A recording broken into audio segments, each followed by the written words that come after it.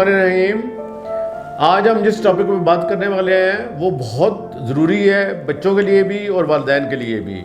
इसको हम अपनी ज़बान में कहते हैं, इंग्लिश में कहते हैं नॉकटर्नल एन्यूरेसिस। नॉकटर्नल का मतलब होता है रात और एन्यूरेसिस का मतलब होता है कि पेशाब का खारिज हो जाना। उर्दू में आप इसको कहते हैं कि रात को पेशाब का खारिज हो जाना या बिस्तर गीला कर देना। अब इसकी पहले सबसे बड़ी वजह बताएंगे कि किस एज में बच्चे को पेशाब पे कंट्रोल हासिल हो जाता है। आम हालात में साल से लेके 9 महीने, बस बच्चे 9 महीने में, बस लोग साल से लेके 1.5-2 साल तक उनको तकरीबन पेशाब पे कंट्रोल आ जाता है।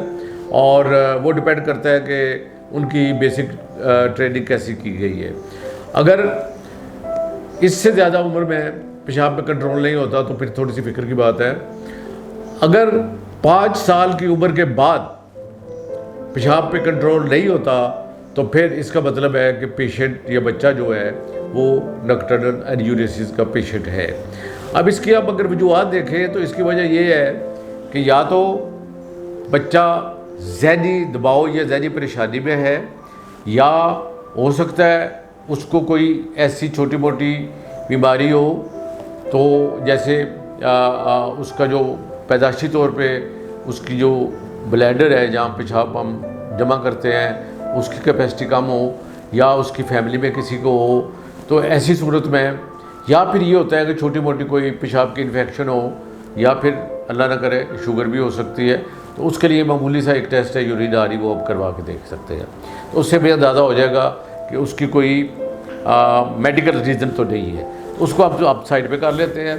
अब दूसरी वजह जो आ जाती है वो है कि ऐसे बच्चे जो हैं वो ज़हनी तौर पे या तो कमज़ोर होते हैं, यानी उनका IQ लेवल कम होता है, या फिर ये है कि वो किसी सीवियर सख्त परेशानी स्ट्रेस में होते हैं, या उनके स्कूल का प्रॉब्लम है, या पेरेंट्स सख्त होते हैं, या पेरेंट्स के घर में लड़ाई झगड़ा हो रहता है, या बच्चा ज़हनी तौर पर डरा हुआ है, मुतमईन नहीं है। तो ये एक स्ट्रेस है। स्ट्रेस भी इस बीमारी की वजह बन सकता है। तो इसलिए अगर 5 साल से पहले बच्चा पेशाब कंट्रोल कर लेता था और अब 5 साल के बाद उसको पेशाब कंट्रोल नहीं होता, तो जो पहला हिस्सा था और पेशाब कंट्रोल ना होने वाला उसको हम प्राइमरी एन्यूरेसिस कहते हैं। लेकिन अगर कुछ अरसे तक वो पेशाब कंट्रोल कर लेता है और फिर दोबारा से उसका कंट्रोल ख़राब हो जाता है तो उसको आप सेकेंडरी एन्यूरेसिस कहते हैं। अब इसमें होता क्या है कि बच्चे के लिए बड़ा मुश्किल सूरत हाल होती है। हमारा एक कल्चर है, हमारा रिवाज है कि हम हर बात, हर मसला बच्चों का हो और दूसरों का हो, हम दूसरों के साथ डिस्कस करना ज़रूरी समझते हैं। बच्चे को डांटते हैं, बच्चे को नाराज़ होते हैं, हर रोज़ गंदे बच्चे, तुम बिस्तर गंदा कर सकते हो, तुम गंद कर देते हो, तुम्हें तमीज़ नहीं है, लोगों के सामने बताएंगे, दोस्तों के सामने बताएंगे, डांटेंगे। तो उससे क्या होगा कि बच्चे की सेल्फ ईगो हर्ट होगी, उसका सेल्फ कॉन्फिडेंस ख़राब होगा, उसकी जो स्ट्रेस है, जो परेशानी है, उसमें बेतहाशा इजाफा होगा।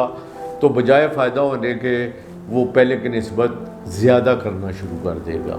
अब हम आते हैं इसकी प्रिवेंशन की तरफ।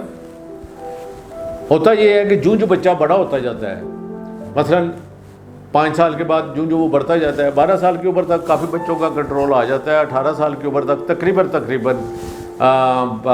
मोर देन 98-99% लोग उस पर कंट्रोल हासिल कर लेते हैं। तो ये जो मसला है ये इस पीरियड तक का है, इस पीरियड तक का है। अगर इस पीरियड से ज़्यादा हो तो फिर फौरी तौर पे दूसरा ये है कि बच्चे को दिन को आप अच्छा पानी पिलाएं, उसको जो भी पीने वाली चीज़ें हैं। शाम को सोने से 2 घंटे पहले आप कोशिश करें कि उसको पानी की तादाद बहुत थोड़ी सी दें, चाय ना दें, दूध भी देना हो तो थोड़ा दें, और जल्दी दे दें, 5 बजे दे दें, 6 बजे दे दें।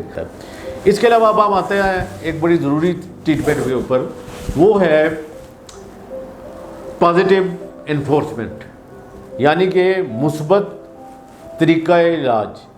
हम ऐसा करते हैं कि हम बच्चे की दीवार के ऊपर 2 कैलेंडर लगा देते हैं। कैलेंडर क्या, 2 हम चार्ट लगा देते हैं जो पूरे महीने के होते हैं। एक के ऊपर हम स्टार लगाते हैं, एक को हम खाली छोड़ देते हैं। तो जिस दिन बच्चा पेशाब नहीं करेगा हम एक स्टार खाली वाले पे लगा देंगे, जिस दिन नहीं करेगा हम खाली वाले पे लगा देंगे। तो अगर 3 स्टार हो जाते हैं या पहले स्टार पे बच्चे को हम खाली शाबाशी देंगे और उसे कहेंगे वेल डन, दूसरे पे हम उसको कोई छोटा मोटा गिफ्ट दे देंगे, कोई चॉकलेट ले देंगे, कुछ कर देंगे, तीसरे पे हम थोड़ा और बेहतर उसको कुछ तोहफा देंगे, उसको अप्रिशिएट करेंगे। और इसके बाद अगर वो हफ्ता पूरा महीना पूरा नहीं करता तो हम उसको बड़ी पार्टी देंगे और उसको हम इनकरेज करेंगे। तो इससे ये होगा कि आहिस्ता आहिस्ता बच्चे में सेल्फ कॉन्फिडेंस आएगा, उसमें अपने आप के ऊपर पॉजिटिव चेंज आएगी, वो अपनी जो उसकी एंग्जाइटीज़ है उनको कम करेगा। और प्लीज़ अपने घर का माहौल अच्छा रखिए और लोगों में ढिंढोरा ना पीटिए। इसके अलावा अब हम बात करते हैं कि अगर ये सारा कुछ नहीं होता तो कुछ मेडिसिन है, लेकिन मैं ज़ाती तौर पे मैं इस फेवर में नहीं हूँ कि इतने छोटे बच्चों को मेडिसिन दी जाए। मुझे उम्मीद है कि मैंने जो कोशिश की है उससे आपको फ़ायदा होगा।